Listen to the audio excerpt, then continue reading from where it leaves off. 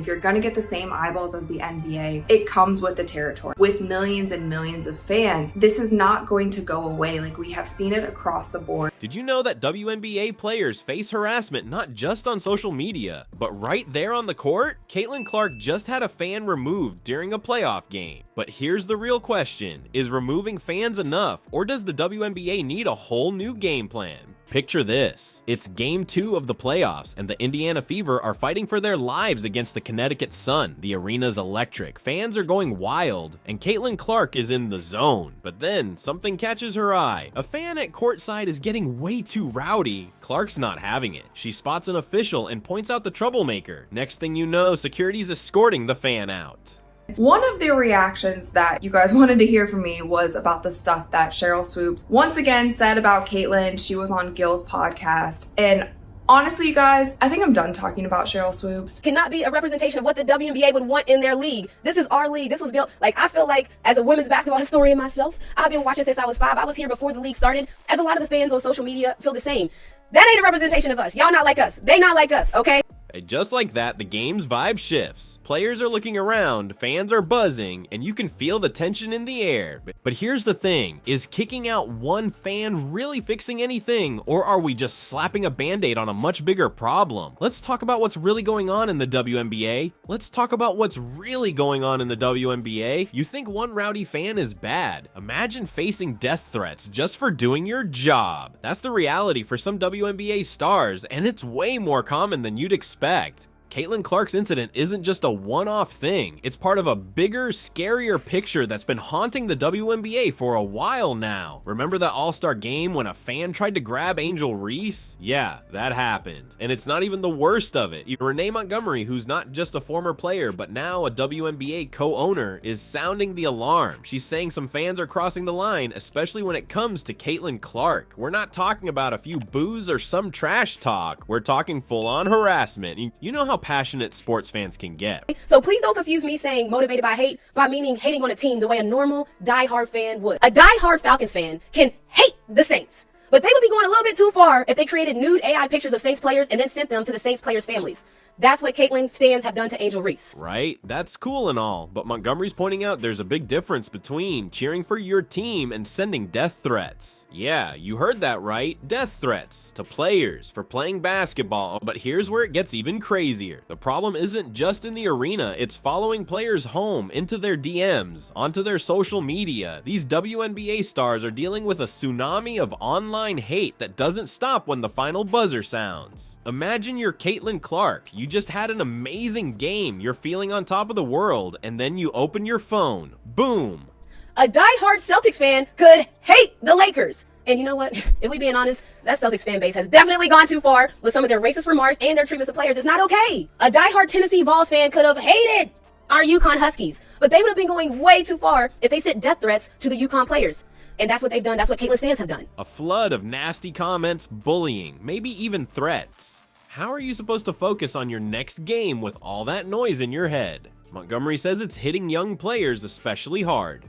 These rookies come into the league ready to show their skills, and instead, they're getting slammed with hate they never saw coming. It's messing with their heads, their game, everything. And I think it's hilarious that she brings up the NFL, because NFL fans don't only hate on one another's, send death threats to players. Has definitely gone too far with some of their racist remarks and their treatments of players. It's not okay. It's okay to be a hater in sports. Like, hating in sports is a part of the game. Like, I like when our fans are so engaged and so passionate that they just don't like the other team. And get this, it's not just a WNBA thing. This toxic fan behavior is spreading across sports like a bad rash. But here's the million-dollar question. Why does it seem to hit the WNBA so hard? Maybe it's because the league's still growing, still fighting for respect. Maybe some fans think it's okay to pick on women athletes. Whatever the reason, it's clear the WNBA's got a serious problem on its hands. So what's the league doing about it? Sure, they can kick out a fan here and there, but that's like trying to stop a flood with a band-aid. The real challenge is figuring out how to change the whole culture around how fans interact with players. Because here's the thing, passionate fans are the lifeblood of any sport. The WNBA needs that energy. energy, that excitement. But there's a line between being a super fan and being a super problem. And right now, too many people are crossing that line. The WNBA's got a tough call to make. Passionate fans bring the heat, but toxic behaviors threatening to burn the whole house down. What's their next move? New rules? Better security? Or is it time to school the fans on how to play nice? Let's break down the WNBA's current playbook. Right now, they've got rules in place, sure, but are they enough? It's like they're trying to guard LeBron with a high school rookie. The league's been playing defense, kicking out troublemakers when they spot them, but that's just putting out fires, not stopping them from starting. Here's the thing, the WNBA needs a full court press on this problem. Renee Montgomery, who's been on both sides of the court as a player and now a co-owner, is calling for a major strategy shift. She's saying it's time to change the whole culture around how fans interact with players. Imagine if every time you showed up to work, you had to worry about someone screaming insults at you or threatening your safety. That's what some of these WNBA stars are dealing with. It's not just annoying, it's scary, and it's messing with their game. So what's the game plan? First up, the WNBA needs to tighten up those existing rules. No more warnings for bad behavior. You act up, you're out, period. But that's just the start. The league could take a page from other sports and beef up security. We're talking more guards, better training, maybe even some high-tech solutions to spot trouble before it starts. And get this, what if the WNBA created a special fan code of conduct? Make it clear what's cool and what's not right from the jump.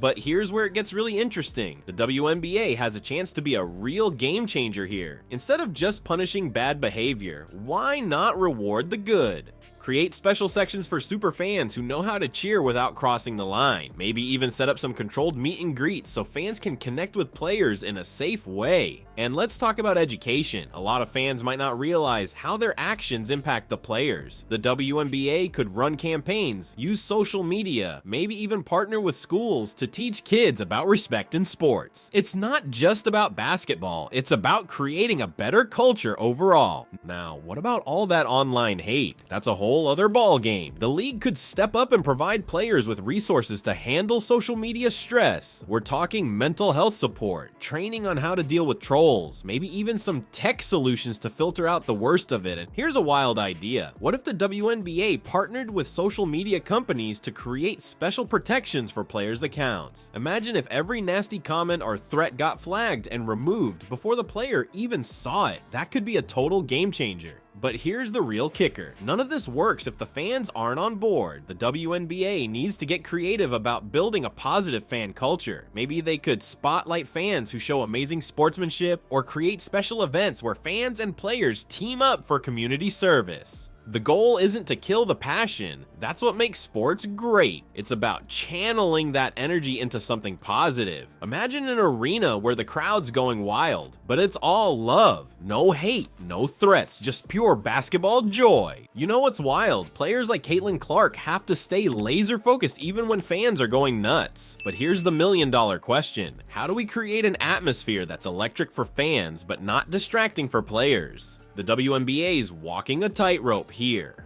On one side, you've got the fans bringing the energy, the passion, the whole vibe that makes live sports amazing. On the other side, you've got players who need to feel safe and comfortable to play their best game. It's like trying to have a party and a meditation session in the same room. Think about it, you're Caitlin Clark, you're in the zone, and suddenly some fans getting way too rowdy. What do? Clark showed us, she pointed that fan out and got them removed. But is that enough? Or are we just playing whack-a-mole with bad behavior? Here's the thing, passionate fans are the heartbeat of any sport. Without them, you might as well be playing in an empty gym. But when that passion turns toxic, it's like poison in the water. It ruins the game for everyone. So how do we fix it? The WNBA's gotta get creative. Imagine this, special cheer sections for super fans who know how to bring the noise without crossing the line. Or what about organized events where fans can meet players in a controlled, safe environment? It's like giving fans a VIP pass to the WNBA experience, but with ground rules. But it's not just about controlling the bad stuff, it's about amplifying the good. What if the WNBA started spotlighting fans who show amazing sportsmanship? Create a whole culture around being a great fan. Make it cool to cheer hard, but play nice.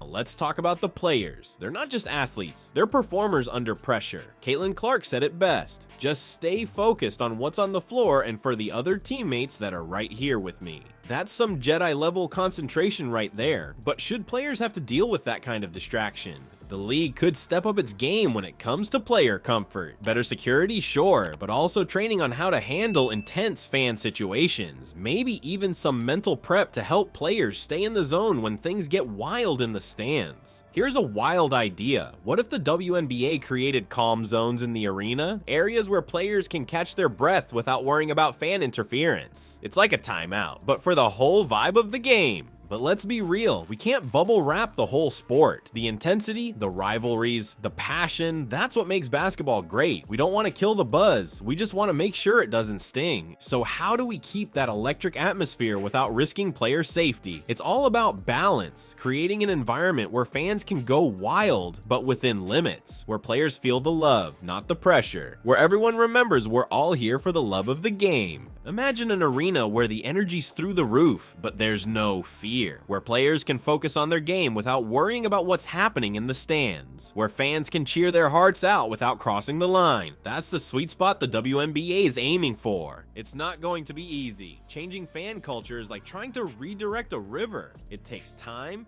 effort, and a whole lot of patience. But if any league can do it, it's the WNBA. They've been breaking barriers and setting new standards since day one. Alright, let's wrap this up. We've seen how fan behavior in the WNBA can get way out of hand, from courtside drama to online threats. It's not just annoying, it's messing with players' heads in their game. The WNBA's got a chance to change the game here. They could beef up security, create special fan sections, and even partner with social media to keep players safe online. But here's the thing, it's not just on the league. We all play a part in this. Renee Montgomery said it best.